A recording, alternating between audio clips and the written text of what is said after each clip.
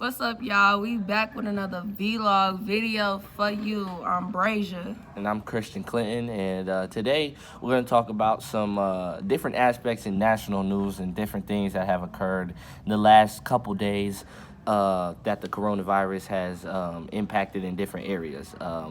So first off, we want to talk about William Penn and the different precautions that we have been going through to stay quarantined and to stay clean, and things that have been implemented into it, such as minimal numbers in a certain area. We're only allowing about 10 people, up to 10 in an area, such as like the gym, on the packed courts, in the office. Weight room. Yeah, things like that. We don't want too many people in a confined area, but still enough to where if you need something to get done, you can get done.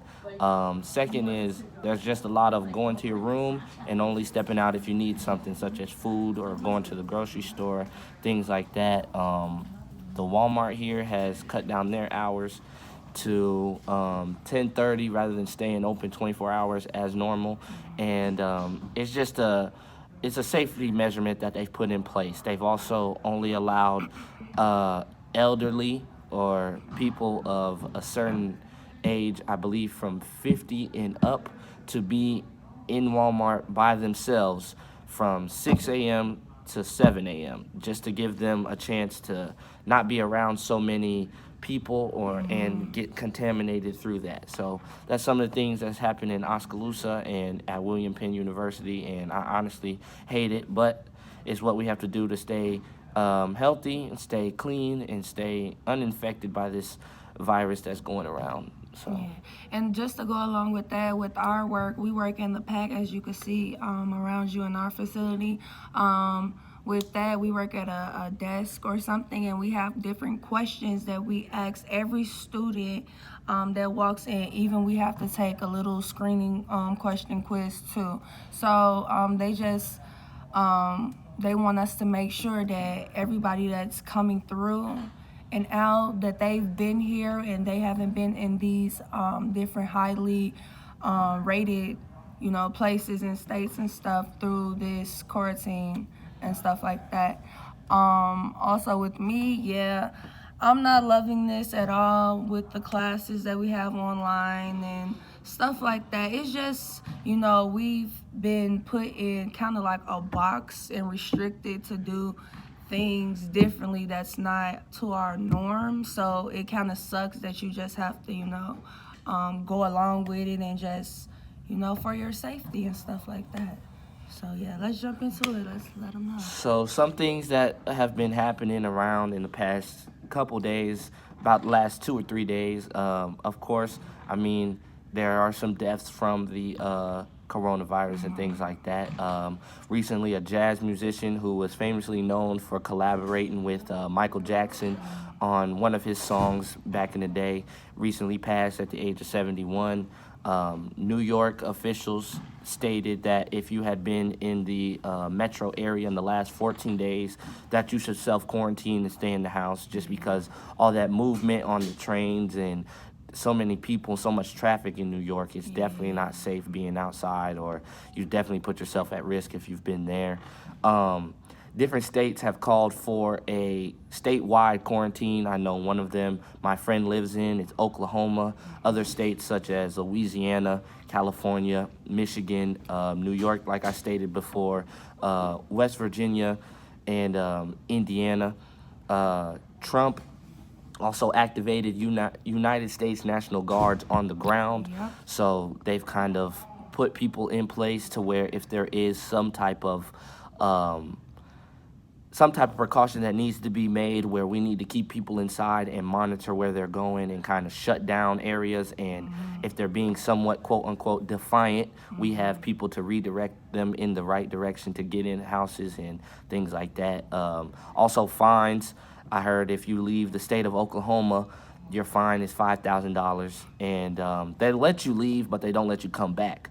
And if you do leave and you do try to come back within a certain amount of hours or days or whatever, there's a fine because you shouldn't have left before that. And last case that I've heard that is overseas and not in the United States was in Britain. Prince Charles, he's heir to the British throne. He's age 71. He's contracted the coronavirus along with many other people in that area. So it's just one of them things where better safe than sorry. We're putting National Guard on the ground. We're shutting down borders to the United States and things like that. And it's just something that we have to get done in order to stay safe and things like that. And for me, I'm from Chicago, so just a couple, details and information on where I'm at. In Chicago, there were 4 more deaths as of today that have been reported, and also 250 new cases have been reported of this virus. So that's leaving us 16 deaths and 1,535 cases as of now. Now, the latest deaths, as I tell you, it has been from older people. The people that have died from this have been 50 or up. So more people that are older, and the body, it's just different as you get to a certain age, have been affected by this. So that's leaving 32 countries affected as of now. Then also, it was stated by the governor on Tuesday that the hospitals would have ran out of beds a week from now if Illinois didn't do the stay-at-home, put out the stay-at-home order.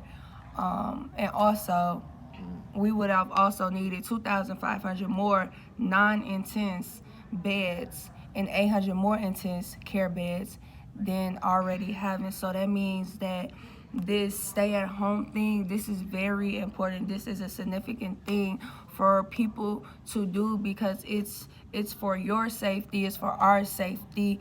And putting this, if we didn't have this, then I feel like, as what I've listed of the people that have these cases, it would have probably times it, doubled it, or something like that. So with that being said, that with the stay at home, we have to actually take these serious and actually abide by the rules that have been in place for us to do, because it's to help us.